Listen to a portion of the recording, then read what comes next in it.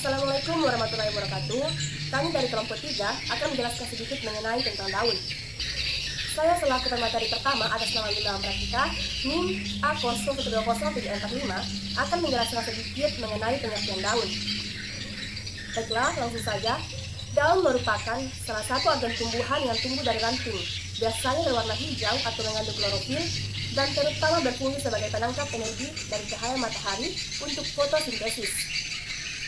Daun merupakan organ penting bagi tumbuhan dalam melangsungkan hidupnya, karena tumbuhan adalah organisme autotrof, ovivigat. Ia harus memasok kebutuhan energinya sendiri melalui konversi energi cahaya matahari menjadi kimia. Perkenalkan, nama saya Aina Nur Pangasih, NIM A012035, Prodi Agribisnis.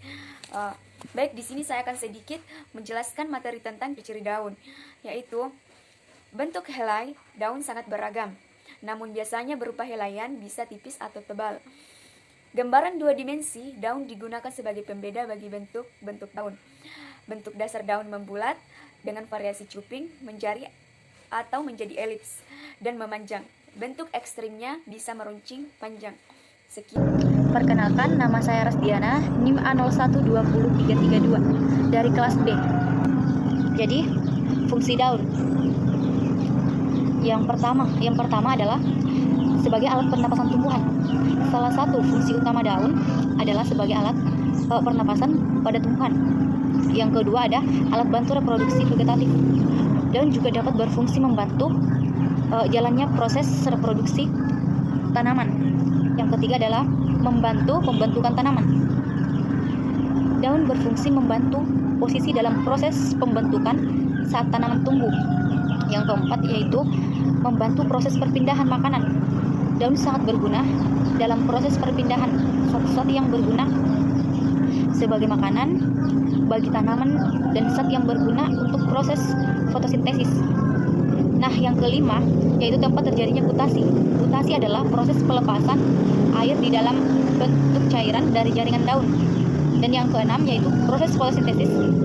Daun adalah tempat proses pembentukan zat makanan tumbuhan yang kita kenal dengan istilah fotosintesis. Perkenalkan, nama saya Jerana Rusdin dengan NIM A012005. Baiklah, langsung saja saya akan menjelaskan tentang jenis-jenis daun. Adapun yang pertama yaitu daun menyirip. Daun menyirip ini memiliki bentuk tulang yang berbasis, sehingga sekilas bentuknya mirip seperti sirip ikan. Yang kedua, daun melengkung. Pertulangan pada jenis daun melengkung ini bentuknya menyerupai dengan garis-garis yang melengkung. Yang ketiga, daun paralel.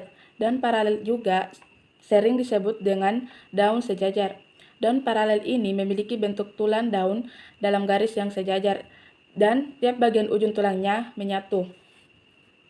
Yang keempat yaitu daun biduri.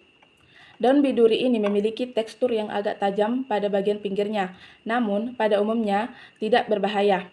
Dan yang kelima, daun menjari. Daun menjari ini biasanya memiliki ukuran tulang daun yang lebih besar, bentuknya menyerupai jari-jari tangan. Perkenalkan, nama saya Asmonika, NIM A01203339, Prodi Agribisnis.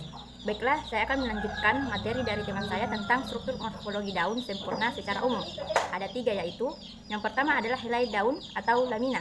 Yang kedua adalah tangkai daun atau petiolus. Terdapat bagian yang menempel pada batang disebut pangkal tangkai daun.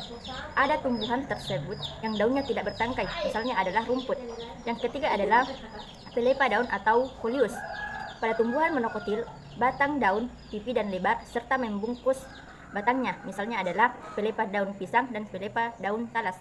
Perkenalkan, nama saya Nur Alamsari, NIM A0120341. Struktur anatomi daerah. Ada beberapa struktur jaringan penyusun daun. Pertama, epidermis. Epidermis berupa satu lapis yang dindingnya mengalami penebalan dari zat kutin atau kutikula atau kadang dari lignin.